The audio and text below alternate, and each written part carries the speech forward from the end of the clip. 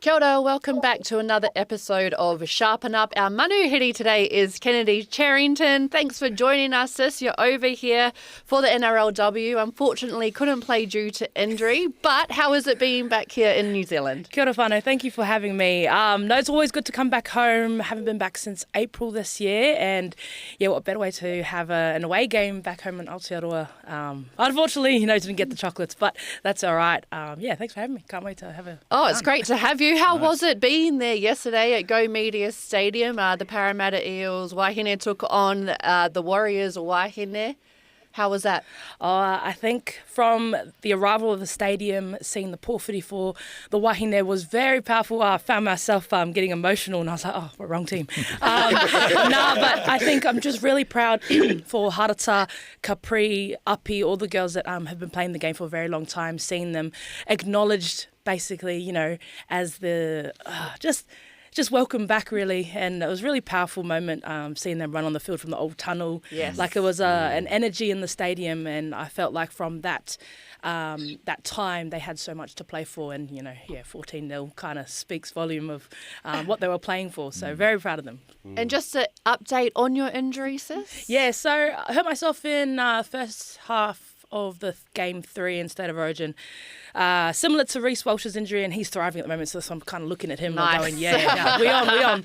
I'll be back playing in a couple of weeks, back running for the last 2 weeks, so it's just slowly but steady, got to look after my knee. I see the game as longevity, so I'm not rushing back for anything. I want to play this game till I'm 35. Yeah, I like it. True. You also, people might be wondering why I'm wearing the sky blue. Oh, same, yeah. Blue through and through. But our Wahine actually won the series, and you were a part of that team and that experience. How was that? Yeah. I know the men's didn't get the jobs, but you can't forget the women's got the job done. Exactly. No, we made a statement from game 1 and 2. Didn't even need a game 3. We just rocked up to receive the shield. Really? No, I'm just kidding. We made a statement from game 1 and 2. We put 20 points on Queensland. Very dominant from the get-go, and it's hard to go 3-0. Honestly, it is hard because like game 3, you're celebrating, but at the same time you got to go, you got one more game. And then just how connected we were. I think our coach John Strange, who's actually Māori by the way, he has made it such a difference from previous years. Kind of with New South Wales, we've kind of always had a strong team, but I don't know if it's complacency going into a game. Queensland just different realm and origin, and those players, they're always seen as the underdogs coming into the series. So this year we just wanted to kind of start clean and make a statement from game 1, and I felt like we did. So it was meant to be a part of Origin is something else. You see players come into their own and express themselves, and that's what I love. I love bleed blue. So blue through and through. I forgot my jersey. You got a pink hat on. Yeah, I know. It's I don't know why. Just picked it up. With there's big talk around New South Wales don't get Origin. Obviously, the Wahine done it, which was awesome. I watched all 3 games. It was amazing to watch. But yeah, what does that actually mean? Yeah.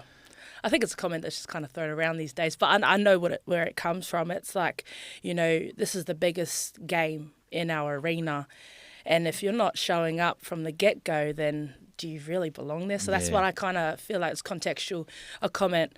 You should be putting your heart and soul into every run, every tackle. You get around your teammates. And I don't think we may have seen that in glimpses in game 3.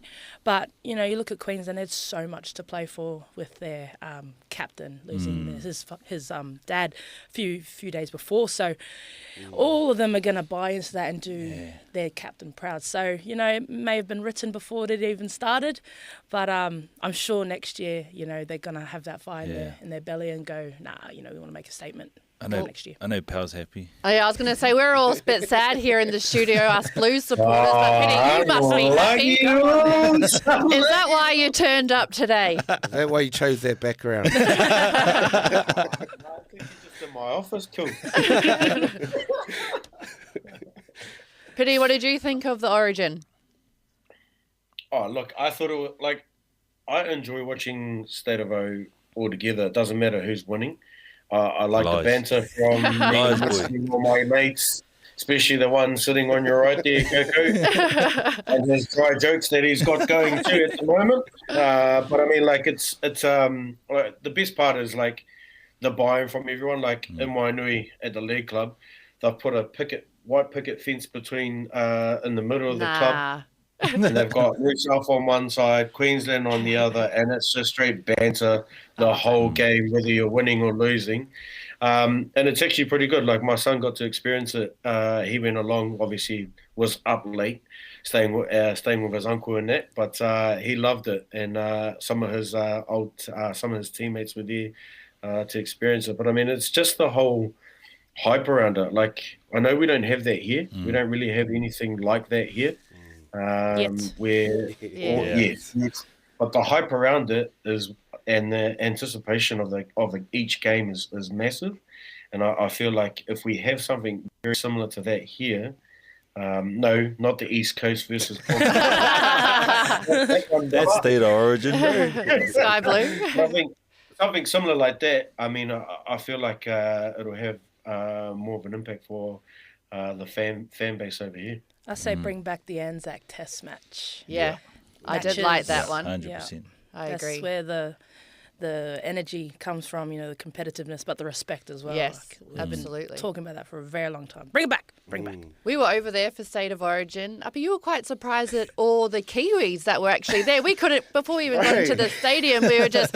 Browntown. Yeah, I couldn't believe it. There was like, we were walking into the stadium, big busload of us, and walking in, and then Troy Kingi was on our right, and there was other Māoris on our left. There was like heaps of New Zealanders, and I think that's one we've actually contributed a lot to the game of rugby league. Yeah. And this is going back. I did a bit of research on this. Nice. Hit us with some Doing stats. some homework, eh? I don't have any stats though. But we actually love the game, and we've got whānau who have come over from all over to watch, and 80,000. It was such a spectacle. And we just had our own little zone. My brother was his 30th birthday, and his mate Otere. So, the banter was real, and it was just a real good occasion, I guess. Yeah. Kennedy, what's it been like for you, not just Origin and not just the women's State of Origin, but to see the women's game grow? Yeah, so I've been involved with the game, I've been playing since I was 10. Yeah. But in the professional space, debuted for the Roosters in 2020. Now, back then it looked like 4 teams. Yeah. Minimum wage was like $2,000.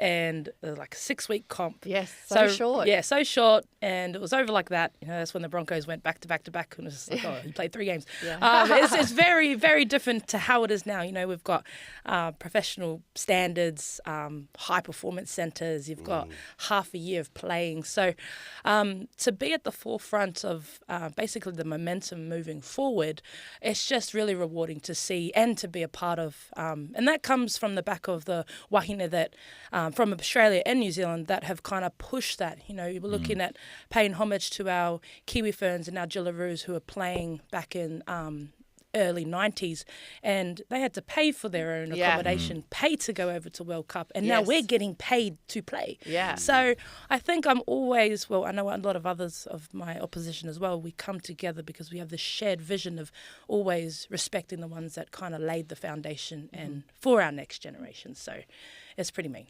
What are the biggest challenges, though, facing, I guess, women players in the NRLW? And you said you are being paid now, but is it enough? Can you be a full-time athlete? Yeah, so within the top 24, and you have 4 developments. So the men's have a top 30 with a few developments. So shorter squads because obviously we don't play as long as the men, but the semi-professional barriers are very much the main kind of barrier to get past. You've got some players that can live off their contract.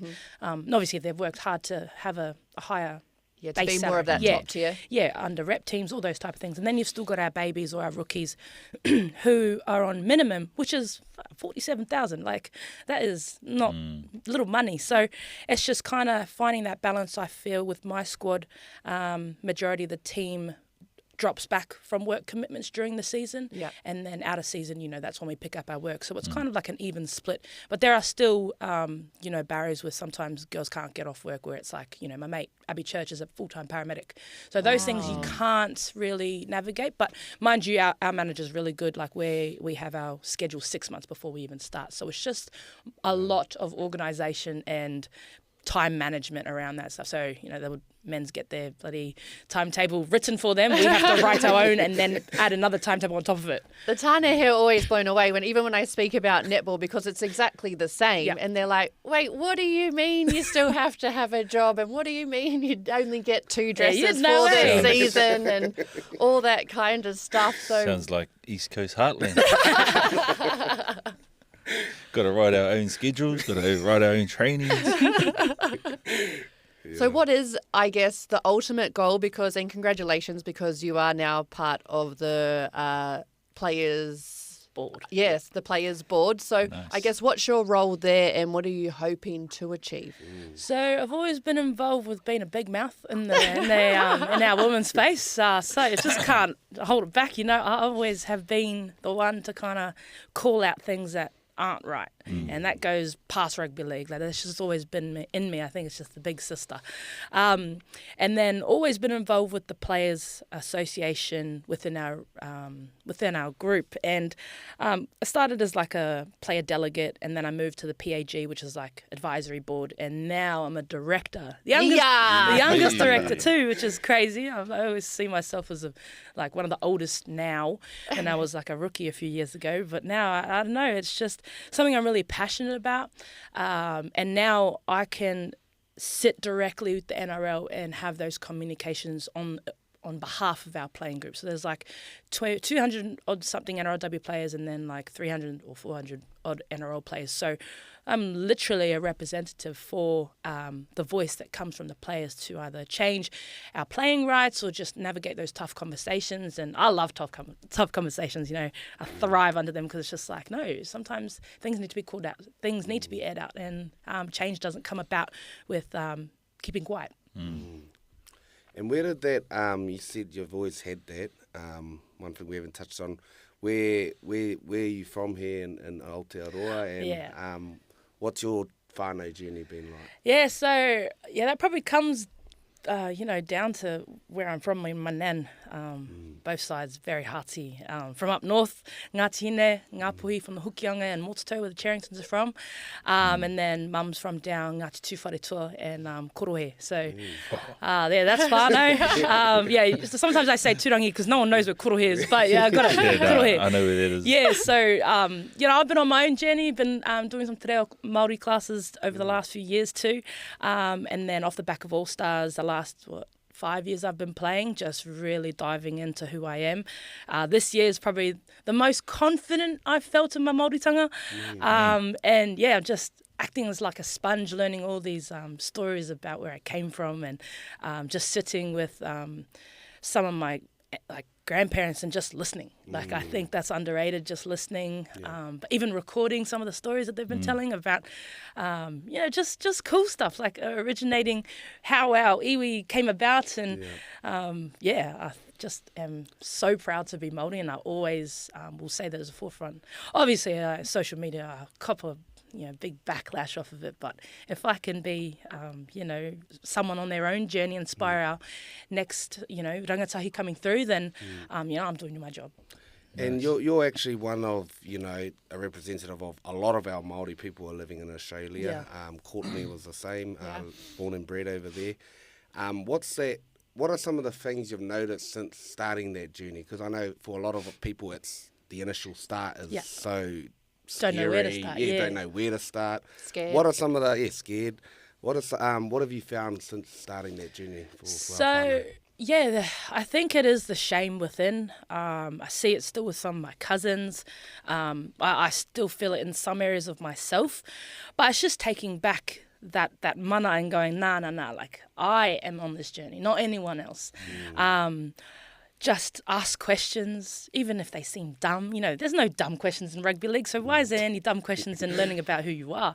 I started just with talking to my mum, talking to my grandparents, that was the easiest start, and kind of mapping out our whānau, basically tree. So learning about our whakapapa, who ties where, and then probably the next step is my pepeha, like as in, I think a few years ago it was real basic, and now, I've got some flair on it, can add yeah, it's pretty cool, and just learning how to incorporate mum and dad into one, because mum used to get upset, would be up on, receiving an award or saying, and I'd only pay homage to dad, and I was like, actually no, like I'm going to freestyle, like mum and dad are the reason why I'm here. So I think that's just having that conversation and learning where they came from, and then just kind of go from there. But definitely shame. A lot of Māori yesterday at the game were saying, "Oh, thank you so much for what you're doing for our Māori in Australia." And I was like, "What? That's crazy!" And I saw someone had your jersey even in the stand, like my your Māori jersey. Just those little things, and it just kind of makes me feel like, I am doing the right thing and speaking up on things that I feel being Māori in Australia, because it is hard. Yeah. It is hard. You somewhat feel disconnected, even though I hate that word, but it's like, you're going to cop backlash, because obviously sometimes it's like people tell me, oh, you're not Māori enough because you're born in Australia. It's just like, well, that wasn't really my decision, was it? But I'm making an effort. Aren't you happy? But you can't please everyone, right? Yeah. So is that the backlash, when you talk about backlash, is that the backlash that you've had? Yeah, it's usually the ones, it sometimes comes from our own, but then it sometimes comes from other Pacific cultures, like, oh, you're plastic, or you're this, or you're an embarrassment to Māori, you're not Māori. Like all those type of comments, think about it, probably received. My whole life. Yeah. So you'd know, sis, like it's disappointing, because especially when it comes from your own. And it hurts, man. It does. It hurts. Like it honestly. And like you said, we didn't choose that. Yeah. And it takes a long time to get over all that chatter to go, no, I am Māori and I have a right to know who I am. Yep. And sometimes when it's the ones closest to you who are doing that to you, that's what hurts the most. Yeah, especially after, my decision to play for Australia.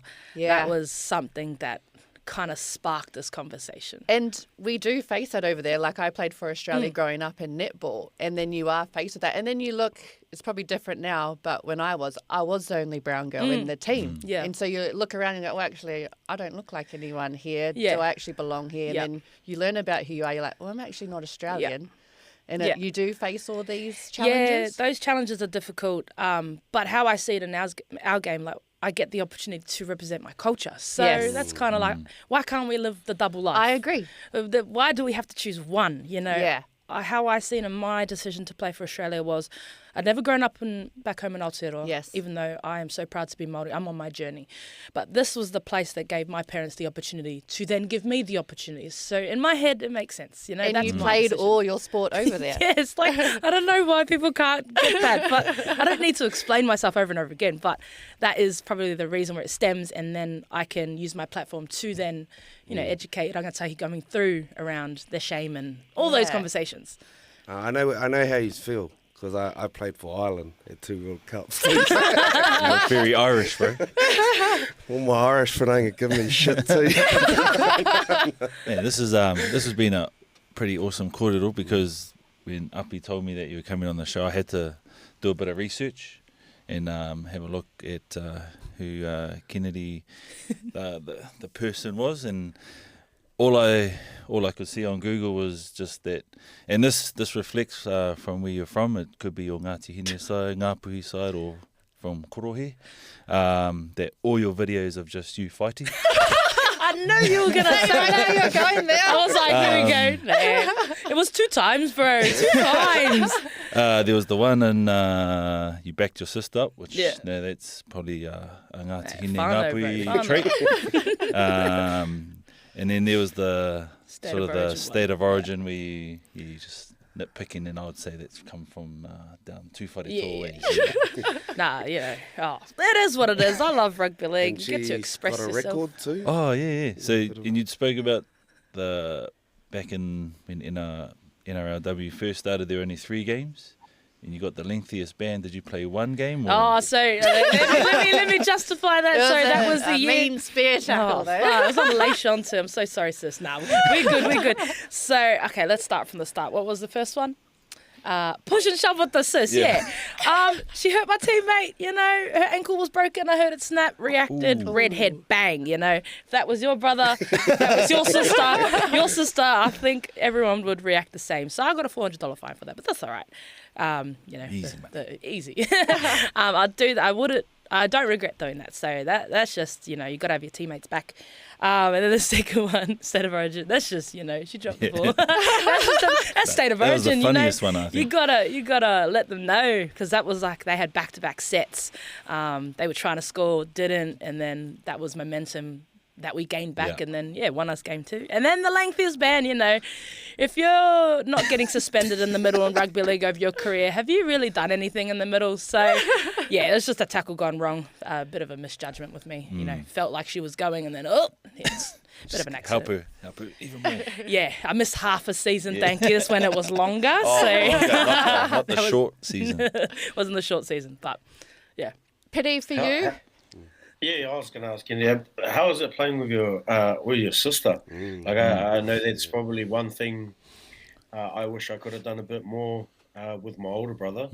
How's that feeling for you when that special moment? Obviously, you're backing her up, but I mean, like in general, like, having her on the field, and is it like being in the backyard, used to just freaking throwing the ball around sometimes? Yeah, so very much a special connection with anyone that's part of your whānau, but when it's your baby sister that you've kind of, she's idolised me, her whole life, and, obviously I've done the right thing because she's on the same team. So to have that, we just make our whānau proud, really, and but it's a really cool dynamic because she's my hooker and I'm the lock, so she's always feeding me the ball. We've got a really cool relationship. She's a part of the spine, so sometimes she tells me what to do. I was going to say, any real honest conversations out there? It's pretty mean though, like, because we can have those conversations and people like look at us and probably think we're arguing. It's like, nah, like this is a positional thing. She'll call me out at training, be like, come on, do this better, and I'll be like, come on, give me the ball better. Like,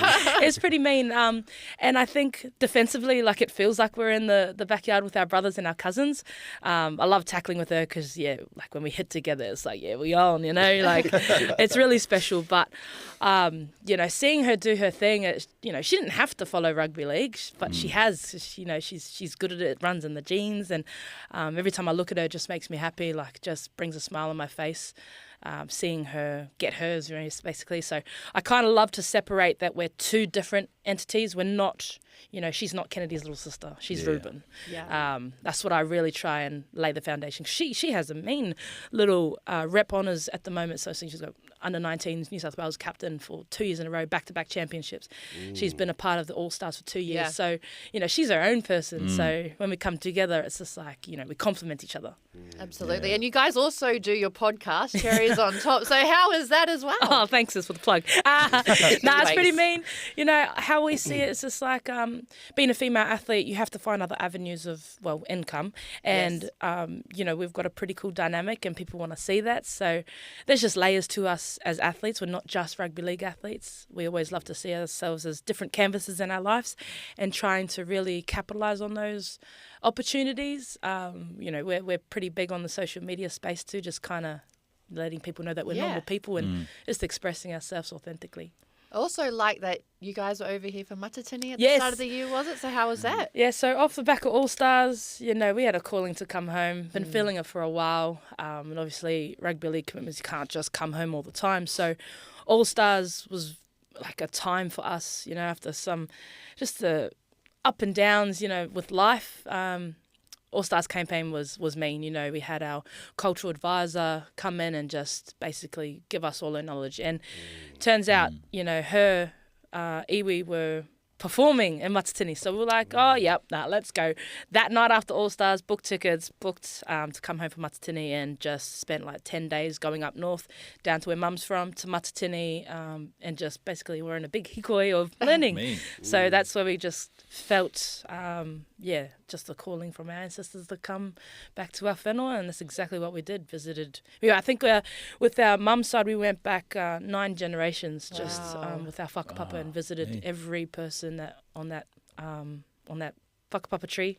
Went and visited. And is that when you did a clinic up north as well? Yeah, so that was, these were things that were just like, on the day, we're like, yep, let's do this. Nice. Nothing planned, and We had a big turnout. Yeah, Moirua, shout out to Moirua Tigers. Yeah, we wanted to do something because we were free. You know, we had to do a session anyways because pre-season was coming up, and we just put something out on social media. They did too, and then had 100 kids from Northland come and rock up. You know, some were bloody coming from Whangarei, some were coming from Whakatane. Like, they were all just wanted to be there, and we were like, this is buzzy. So it's very much given us a purpose to come back and run something for, especially for our Northland and down the coast. Like, you know, I feel like rugby league is so focused in Auckland sometimes that often the other parts of the countries get left behind. So I think it's kind of something that's planning for me and my sister to do over the next few years. Mean. I did fail to mention that I am from Ngāpuhi as well. Actually, no, this is a true story. The royal whānau are actually connected to the Cheringtons. Yes, they are. Yep. They are. So I learnt that. I'm glad to say that I've got a whanaunga that plays State Origin. And to for fame, the Blues. Api, you're heavily involved, and you too, Pity, in rugby league and with our rangatahi. What's the biggest thing you noticed taking that clinic up north? Because we know how skilled all our tamariki and rangatahi are. It's just about maybe not the opportunities that they're getting. They're so skillful, so talented. You know how you just watch kids and they've just got that. Yeah. That's, I don't know, you kind of just the ball movement, the footwork, no shoes on. Yeah. Rugged as, but they are, so grateful for anything. You know, the amount of times I heard thank you, and then me and my sister. Yeah. Hey. Not down on the East Coast, eh? Polite up there, bro. They were buzzing. Like, Are you sure? I got video proof. Just their willingness to learn, the respect that they had for me and Rubes, just that it was quiet when we spoke. So they were just soaking up every little bit of detail. You know, we were running through drills, explanations around why you do this, and then we ran a little bit of a con block, and they're fit as hell. And I was like, wow, these kids need something, man. Like, no wonder some of them are bloody getting in trouble. You know, I'm hearing stories here there because they need something to keep them on track. And if that's rugby league, then I feel like me and my sister have a purpose to come back often, like not just one and visit and see you in 2 years, like come back and run something for our tamariki. You can come back and run for Ngāti Pro at the Māori League. Oh, every iwi's asked me to come back for the tournament or the touch tournament. Apparently Ngāti Hidne's got a team now. Right? Yeah, they do. But Ngāti Tūwhareto have been knocking the door too. Yeah. I want to know is what's it going to take for you to come run some of those sessions down in Wainu for our kōtiro too. I know we're that'll be mean. Ups have been obviously trying to push our kōtiro to those Māori League tournaments. Yep. So, like, if we have to get your digits for later on, so we can plan to do some clinics down in Wainuiomata here. So I've been planning next year's World Cup year, and off the back of it, what I envision is running, like, not a tour, or maybe it is a tour, but like a road trip. Road trip, yeah. So starting up north, making our way down south. Like me and my sister and maybe a few of my other mates that they'll be keen. Here you go, sharpen up. You've got lots of mates that'll help you. So that's kind of how I envision it. I was wanting to run at the end of the year, but it's just probably too much going on. But off the back of World Cup happening in Australia and New Zealand, I feel like it's the perfect time to come back and run that and just give my knowledge back to our babies who need something. And, you know, I give so much back to everyone in Australia with different communities, regional parts of Australia, but I do feel a special connection coming home, giving back to our Māori. Sharpen Up can document today. Yeah. Speaking about World Cup next year, is the Kiwi Ferns an option, or is that off the... Is this an exclusive? No. So, yeah, you must have seen the eligibility. No. So there's... Well, I have. Yeah, talk to us then, What do you know? What do you heard? All I know is that you can play for whoever you want. Okay, Mike.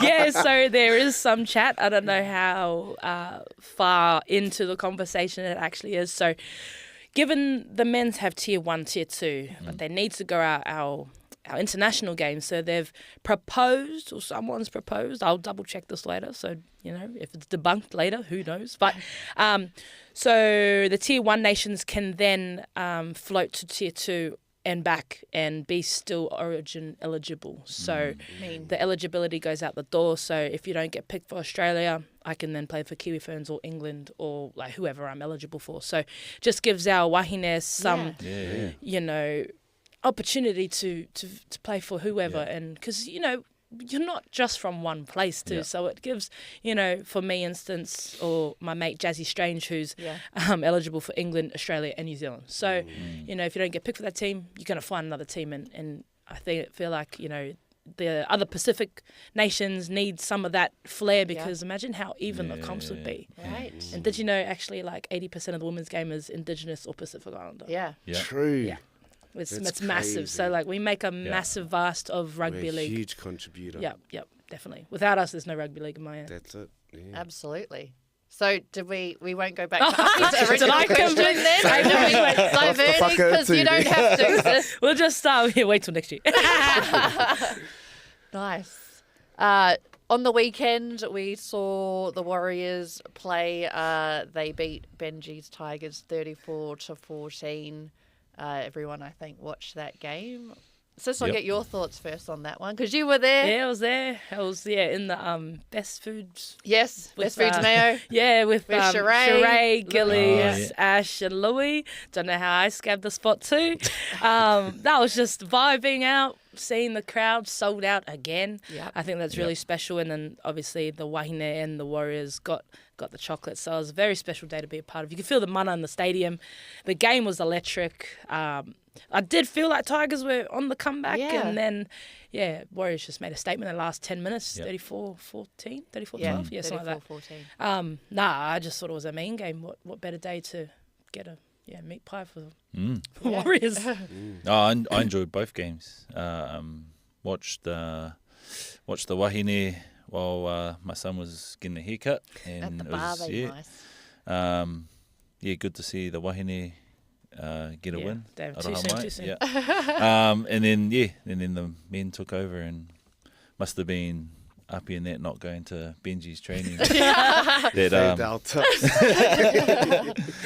Tautoko, it was a mean day. What I didn't enjoy, though, watching the women's, was Michaela Brake said after the game, there was so many empty seats. Yeah. And it's just another whittle to all of us to get out there. And if you have a season pass, go and watch both games. It's not hard to get there an hour earlier than the men's game. The girls are still on. Yeah. And even go and watch our Cup boys who are 13 games Straight. straight. That's They were unbelievable in Cup, you know. So other than that, little whittle, the boys got a good win. Pity, your thoughts?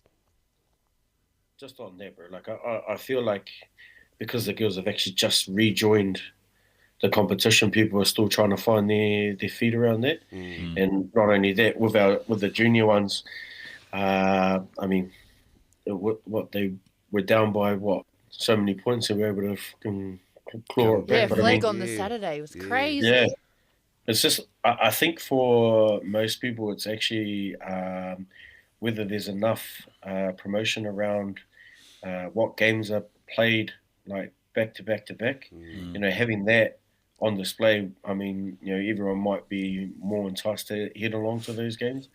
I think the biggest one, like if we look at the Wahine's game on the weekend for the Black Ferns, I think a couple of years ago there was only like less than 300 people there, whereas on Saturday, you know, it was pretty packed for a Black Ferns game. And so, like, I feel like just the growth in itself in the Wahine space in the game, because it's sort of heading on the up anyway, I feel like you'll find that there should be more and more people coming along to, if there's double headers and our women are playing beforehand, just to make it more entertaining. I know sometimes the kai might not be the greatest. You might have to take care of a few hot dogs. But I mean, it's more the environment and the style of footy that people like and enjoy watching. Like I watched the Wahine play beforehand, and you could see that some of the stuff, like those 2 tries that they scored on those edges, it's exactly what I've seen with the men's team. You know, they're still, without mirroring them, they're still having their own flair, but they're still adopting some of their strategies, which is huge, because sometimes you think that women are a bit different in terms of the way that they react to things on the field, and for the girls to actually, execute that exact same thing is massive, and it's only going to improve, bro. It's going to be big. Pity, you mentioned the Black Ferns. They beat Australia 37-12, and then after them, the All Blacks beat France 43-17. Your thoughts on those matches? I thought it was a bit frustrating watching the women in the first half because you thought that they are the better team of the two. Yeah. But in saying that, Aussie actually put a lot of pressure on them in that first half. And I thought they would have continued that for the second half too, but I felt like the Black Ferns Wahine got into their groove, probably, took all the pressure in that first half, and then all of a sudden, they showed up in the second half and were able to change everything. So it was huge. But then go back to the test against the French. Obviously the boys done their homework on them. The French aren't always the same team when you play them a second time, but they were able to get everything right and play and win convincingly. Api? Yeah, what he said. He didn't even watch it. I did watch it. I thought the Aussies really brought it to them in the Black Ferns game because they normally smoke them. Yeah, so it was good to see the Aussie team give the Black Ferns a good run, and the ABs there just doing AB things. It was pretty convincing win. I apologise to the Black Ferns. I was actually on the road driving back from Rotorua, so I missed their game. I was about to watch the replays, but I watched managed to watch the ABs, and yeah, good win. I think the bits that actually that I enjoyed were the line out moves, and just how detailed and tricky they were. That was probably my highlight of the game. Everything else was it was okay. Kennedy, for you, sis? Yeah, no, I've watched both games. Watching my mate, superstar Caitlin Bahapur. Yeah, when you're going to catch up with her. Yeah, and I catch up with her after. She's too busy being a superstar in the Black Ferns. So that's probably the best game I've ever seen the Wallaroos play. That was the best game, and they're building nicely for World Cup. You've got the likes of Charlotte Kasich inserting her, experience into that young side. Young Waiaria Ellis debuting on the wing. Ngāti Tūwharetoa. Her sister actually plays in the Parramatta side as well. So a lot of Ngāti Tūwharetoa representatives in our team. So that was the best game. Just I think the professionalism of Black Ferns to get out of that in the second half. Yeah, very dominant. You've got Portia, you've got Ruby, you've got all those old heads who know how to come back from a game like that. I feel like they've got a really good blend of young and old, and I can't wait to see them bring home back-to-back World Cups against England in England. So, get around the woman, whānau, far out. Oh, sorry, the men's. All Blacks.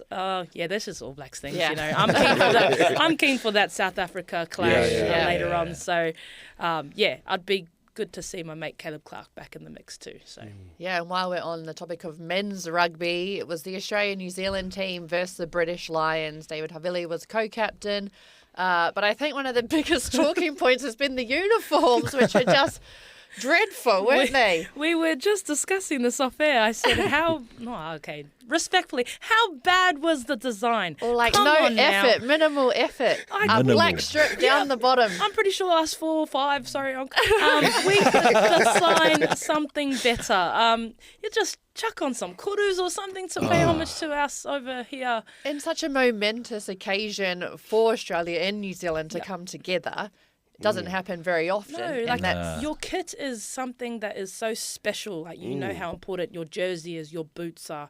So I feel like this one was a little bit tokenistic, just to chuck on the green and gold, and then an afterthought later. A little black on the back where their bums were, and black socks, but half the boys wear them down anyway, so you couldn't see. There was no story behind it too. They could have really incorporated like something. the Anzac, just grab that corridor and use that as something. We use that in our quarter got the Māori Battalion and C Company, and there was just, you can tell there was nothing. To be fair, those boys played like their jerseys. Those boys did play like their jerseys. Pity? Yeah, mean. No, you're on mute, You're on mute, cool. That was savage. That the old, I've been home a week with the kids for you to perform like that. Oh. They're savage cool. Nah, bro. They like you look at all of them. They're like top players. Could have been, or they're all in a good way. They're all black rejects or boys that missed out on the ABs. There's Wallabies in that team as well that are still. That played well to even make the Aussie team when they play the next test. But I just thought, if you get all those players into one room and you got a week, like that's enough time to.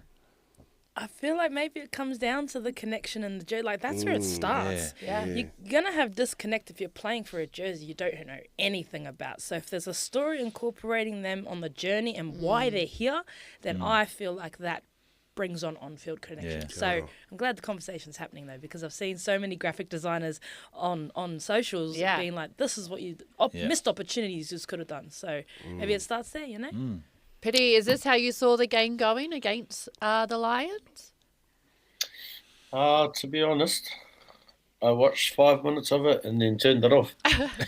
Fair I don't enough. want to power of it, so I assumed that it was going to be a non-contest. Like obviously they've had enough games together, British and Irish Lions, to build for our first test, so they're going to be a well-oiled machine. But it's just like, how do you break a well-oiled machine? So rather than you just going through the motions or putting a team together with a rank as a strip, you know, like you've got to come up with a bit of flair and something different. Like a bit like how the Barbarians they love to throw the ball around. Like if you're gonna pull a team together like that, like why not have that mentality where you're just there to entertain or like, you know, go out there and throw different pictures. I mean, there's something different in World Rugby at the moment. Like if you look at the Springboks and their line-out tack, Joey, you would like that one. Bro, there were heaps in that Springboks game. Even having the mana to, like, you're kicking off like to start the game. Going short. Yeah. You go short and you catch it, go to a scrum. That's like mana to back your scrum. And like that's a Rassie Erasmus bloody like you that's his, like he's kind of like a bit of a razor, like being innovative. And was he a chess champ too? Right. He would have been. Well, not only that, the buy-in from the players to do hard. that too. Yeah. Like it's like that World Cup when the fullback took that free kick, and all he did was he scrubbed straight away against the French and just wanted to, because they obviously backed themselves to scrum. And so for the Springboks to say, let's go to a scrum, get them tired, and then they were pretty much over it by the end of that game, and the Springboks just fell into their hands. So for them to be quite innovative around different things in the game, it will be interesting to see whether they continue that. Like Kennedy said, it will be good to see what they do when they play the ABs later on. Mate, don't be surprised if World Rugby comes and stops that. I was thinking. You reckon? I'll bet you the Northern Hemisphere won't like it. Really? Yeah. They're already crying, bro. Yeah, that they're already crying. set up a line-out sort of thing at a ruck. Yeah, the World Rugby will stop that. I'll bet you 100%.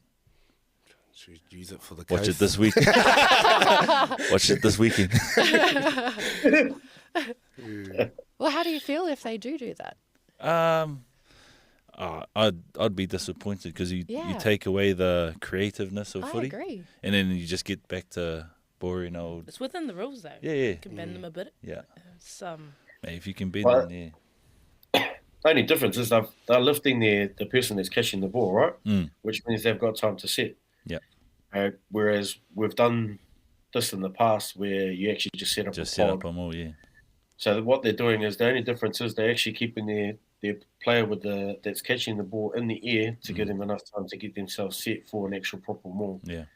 I mean, like, if you think about it, when it comes to World Cup year, that's something that you could use if you're looking to get a penalty straight away, and then you've got 3 points in the bag straight, and you know it could be something that could be utilised later on. But I like the them being creative and things like that. Not only that, there's a few other things that they've changed in their game plan. You know, it's not always smash and bash. They're actually moving the ball a bit more and things like that with their skill set. So I like it. I just hope it doesn't work against us. But if you watch that one on the weekend, Yeah. So they create them all, but then it goes down, which takes out eight of their players or like a bunch of their forwards, which opens up a gap where they scored. So it works both ways. If it stays up, they score. If it goes down, you're taking out a whole lot of defenders, which allows them to, There's create no those stopping gaps. the All Blacks from doing it. Exactly. That's what I'm Just thinking. come Everyone on. else can do It it. happened in netball when, they were jumping off a player to then, defend a shot. It was like, Harrison Hoyt. everyone started doing it, so there's no stopping us. Exactly. It's within the rules. Speaking of the netball, the Mystics beat the Tactics on the weekend. So the Mystics have gone straight through to the grand final. The Pulse are playing for a spot to get into the final, so they'll play the Tactics this weekend in the elimination final. So it's only 2 weeks left of netball, but then we'll get into the international season. In other global news, Uppy, you were excited about this one. The New Zealand Black Sox are currently playing in the Men's Softball World Cup at the moment against Venezuela. Yeah. I did see that online last night, and I know a lot of our whānau actually play softball. Yeah. Like, I grew up in a softball community in Palmerston North. Shout out to the Huia Club, and I think they beat the USA, smoked Japan, and And then they had to beat Had to beat Japan by by 5. 5, Yeah. and Which they beat did them. 8-3. Oh, our mate over there is a softballer. Yeah, you're a softball, aren't you, Kenny? Oh, here we go. Yeah, I am. Can do it all. He can do it all. I was, but nah. No, look, honestly, very fortunate enough to brought up with that sport. Started off obviously with T-ball and then playing softball when I went to Kura and all that. But it was it's awesome to see that they're still doing it. The Yeah. Black Sox they've been world champs. 7 times. Right, it's about the same as our Black Ferns. When it comes to World Cups, it's about the same. They just don't get the recognition. Yeah. Yeah. For a team that goes out there, probably not funded as well. They probably have to find their own way to go on to these trips. But I mean, for them to go onto the big stage against the big hitters, it's massive for them to represent our country. But not only that, come back as world champs. So having one of the highlights, the old walk-off home run. That's a softballer's dream, that. It's a softballer's dream. It was Piri was my first softball coach at Te Aute College. Hey. Third form softball team. He was our, So you're a softballer too. no, You're the catcher. I just wanted to get out of school. I just want to get out of school. You pretty much play every sport. That was my reason What to if get out of I played it? school. We'll teach you. That and KFC after. Sis, for you in Australia, did you ever play softball? I know growing up there, we played like Pity said, T-ball, then you go into softball. It was a part of the curriculum to play T-ball. I think we were just good at it because it could hit hard. Yes. But the World Cup, speaking, does Shohei Ohtani and all that play the World Cup for their countries, or is it just... Nah, he's a baseballer. It's different. Yeah. Oh, crazy. Oh, now I'm going to shush now. We'll forgive you. Oh, no, that's enough from me. No comment. But it would be awesome if he did. Yeah. Yeah. That If he that would could- bring. Big, better. Baseball's the same. Yeah, surely. Good crossover there. And in other global news, Tauranga-born boxer Shanika Johnson made history at Madison Square Garden in New York on the weekend, becoming the first Māori to be crowned an undisputed boxing world champion.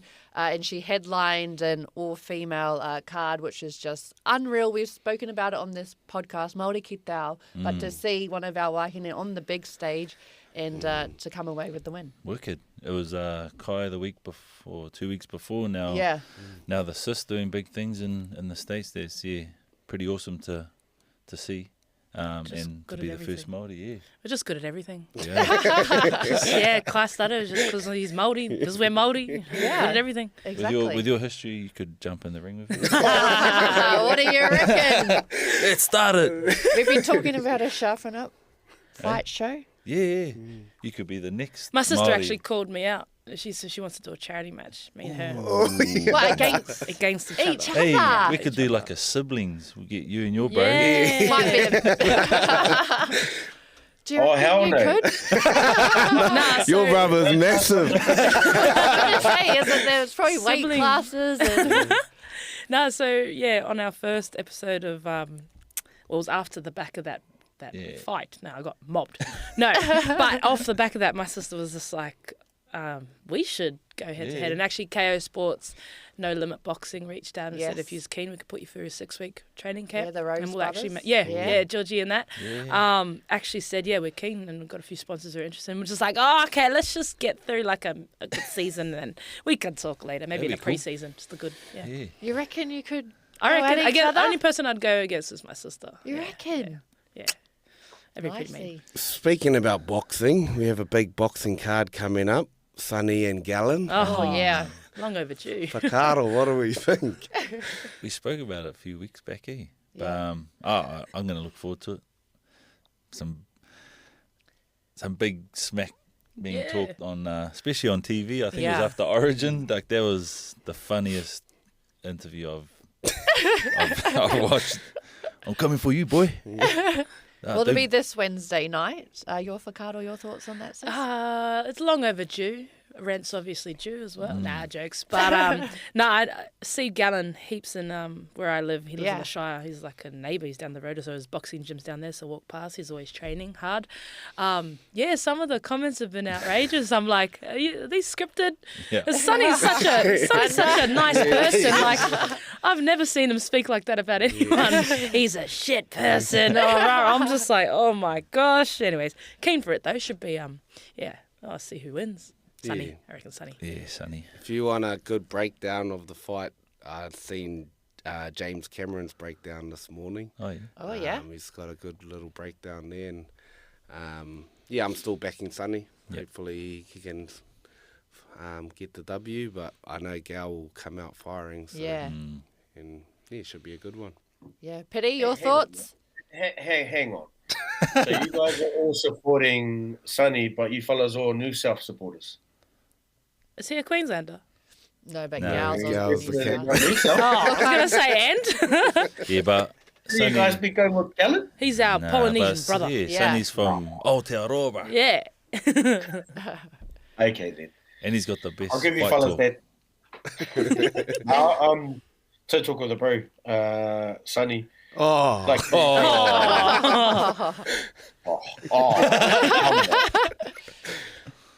No, I think I don't really see him smack talk much. No. It's only when he's like, I think some of the other fights against some of his opponents is probably about the only time I've actually seen him be angry or talk smack about someone. But other than that, like most of the time, he's pretty well spoken. And, you know. Yeah, that's what I mean. Yeah. Like, there's some. So it's like she said, it's out of it seeing him like that. Yeah. And Gal, he's got a big engine. So was it Shane Cameron? What was his breakdown? I just hope there's not a lot of like grabbing and, you know, Yeah. hugging. Like just so throw the Shane's big breakdown hits. is Gal's going to come forward and Sonny needs to be able to move and Yeah. nah, actually, I don't know. Did you even watch it? technical. Very Go and technical. watch it. It's on there. One thing about Gallon, though, he's fit. He's probably Exactly. the He's got an fittest. engine. Post-career, too, he's so fit. Like, he trains with one of the coaches that the girls train with down in Cronulla, and his engine is Yeah. insane. Like, yeah, so he's He's got going to take a hit as well. got to tire him out in the ring, Sonny. Will There, be you heard it here interesting. first from the boxing. Yeah, exactly. It'll be interesting to see, I guess, both of their fight plans and how they approach it.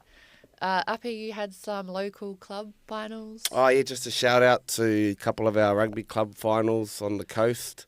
We had TVC win the Ngāti Para's Coast local comp and had YMP win the Poverty Bay local rugby comp. So just a shout out to those teams. And I know they'll do other finals across. I know Whakarewarewa got through to the final in the Rotorua competition. They'll be playing Tauranga this weekend. What's happening in the Wellington comp, Piri? Nah, not much, cuz. They just had quarterfinals for the Jubilee Cup. And so they got semis this weekend. I think there was a few upsets that no one predicted, especially with Orient Rongotai going 13 wins. We've knocked the losses and then come to the playoffs and then unlucky Eels. But like Fish 15 stuff's still going. We've still got a couple more rounds left before we get into playoffs. Fingers crossed we make playoffs. We're sitting right at the moment, but you just never know what kind of attitude our boys show up sometimes. They might be good to go, and then other weeks they're like, I might just make this a tough one and stress out my coach, and then he might want to sub me for pissing him off.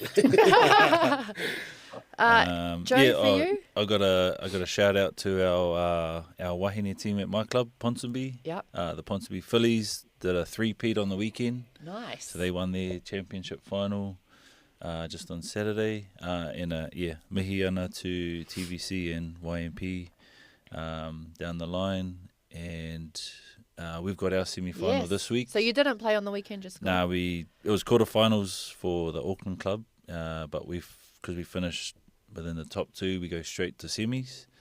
So we got semis this weekend, and like the Wellington comp, there were a couple of upsets in those quarterfinal rounds. The 2 lowest qualifying teams won, so it should be interesting weekend this weekend for club. Other than that, but nice. And Sis, for you, what's the rest of your year look like? And you said you'll be back in a couple of weeks of your knee injury. Yeah, so I think for anyone listening, tune into our NRLW comp. I think it's Sky Sport here. Yes. Yeah. Or if you're Aussie, Channel 9, live and free. Yeah. So, really just find a team if you haven't got a team. We've got an inspirational wahine side here, but Parramatta Eels, that's where it's at, eh? Oh, yeah. Just really dive into it. Like there's depth to the players, we're not afraid to express ourselves. There's cool storylines. So find a player, find a team. I just see it as more footy for the fans to watch, Maybe don't compare the two as well. They complement each other. Yes, and on one of your podcasts, you guys spoke about this, that how long's the comp been going for now? Oh, the men's have been running 120 120, years. but the This is women's the comp, 8th year. 8th year. Yeah. So you had a good korero about not comparing where each are at. Yeah, so the women's are in their own realm, the skill. This is probably the best year the hands of the NRLW have been in, and we're growing. Look at the Origin results, like as in just the professionalism, the skill set. It's getting better. Imagine when we're full-time. Yeah. Deep dive into it. Like there's more footy to watch on a Friday, Saturday, Sunday. It's really cool to be a part of, and I just hope that it just goes to another length this year, and it's just really exciting that you can watch our wahine on TV now. Absolutely. Just to finish up, we do our Sharp As or Sharpen Up moments of the week, so I'll let everybody have a quick think about that. I'll start us off. My Sharp As moment of the week, I was on the sideline working for the Magic and the Pulse game on the weekend. And the Magic were winning, and the Pulse needed to win to secure a spot in the finals. There's no time left on the clock. The Pulse are down by it was even, sorry. Then Amorangi Malasala sinks a 2-point shot. Her hand just hangs in the air, and she puts her team straight through to the finals. So that was my Sharp As moment for the Sis. She's been doing it all season, but for her to do it on a big moment like that, especially she wasn't even contracted to play this year. No teams picked her up. Injuries happened, and the Pulse scooped her up. So for her to be able to do that, I just big shout out to the Sis, because she's one of our great goal attacks and long range shooters. So a big shout out to Amarangi there. Joe, for you?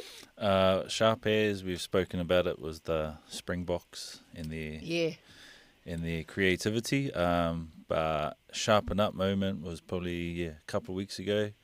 It's in the club game. It's myself.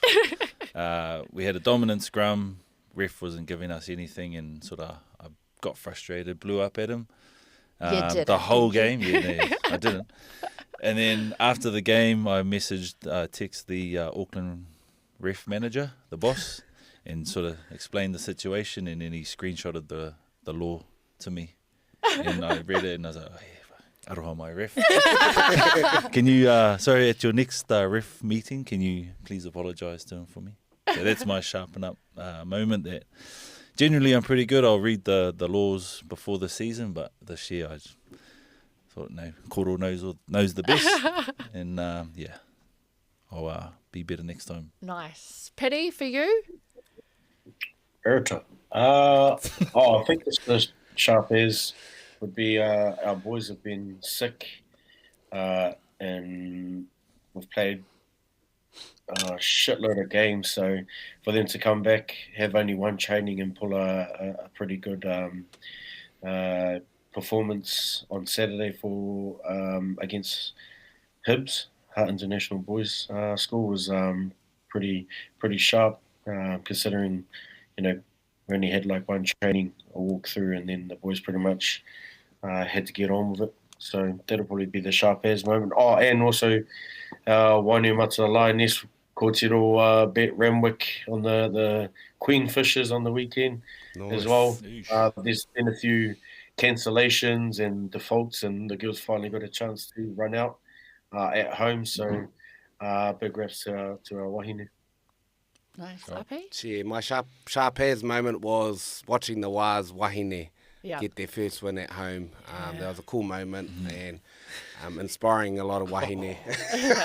Sad. Sorry, sis. No, it's all good. It's still early, Actually, but Parramatta Eels. I've seen your name We'll on be the board. signing you. 2013. I've seen it. Nah, no tour for you now. And my sharpen up moment is actually myself. We arrived into Sydney last week, me, my sister, and my brother-in-law, and we're rushing through, and someone walked up to me, and they're like, "Hey, that's my cousin that just walked past." And I was like, "Oh, cheer, bro. How are you? How are you?" "Oh, we gotta go. You can see you. Might see you at the game." And I was like, "Hey, sweet." I got in the car, and I said to my brother-in-law, "Your cousin just said hello to me." And I was like, "Oh, who is he?" So we're sitting in the Uber trying to figure out who it was. And then ping, I get a message. It's one of my first cousins. So sorry, my cousin. Sorry, my cousin. I haven't seen you in a while. I just need to sharpen my eyes up. Maybe you should have done a karakia kill. Oh, Yeah, my bad, crack up. cuz. Crack up. And Kennedy, for you? So what is it? Sharpen up and sharp as? Yeah. Either or both, if you've got both. I think a person one sharp as started back running last 2 weeks. Lungs still Nice. feel mean, which is, you know, all those off-field rehab sessions. But now I'm the back end of injury, nitty-gritty, just on field. Get to finally join my team on Wednesday. It's been a real tough 7 weeks. So Yeah. I think that's keen to be back playing and keen to be a part of my team. One round I was looking for this year was the one that happened yesterday. I will soon play in Aotearoa soon, but yeah, something's holding me back from playing brilliant. here. But yeah, that's all. Nice. Well, mihi ana kia koe. We thank you so much for joining us on the Sharpen Up podcast, and we wish you all the very best for the rest of this season. Pity, bro, it was great to see you, and a big shout out to our sponsors, Beard Brothers. I think they've sent us up some kai for us up here in Tamaki. Flipping out. I saw the treats, mate. Oh, come on. But Pity, great to see you. Thank you to all our listeners and to our sponsors, Beard Brothers and Groove Bar. And we'll see you all next week. Will I be back? Chi-chi. Cheers. Maybe. Kia ora, ka kite anō. I don't know. Ka kite. I don't know, Joey.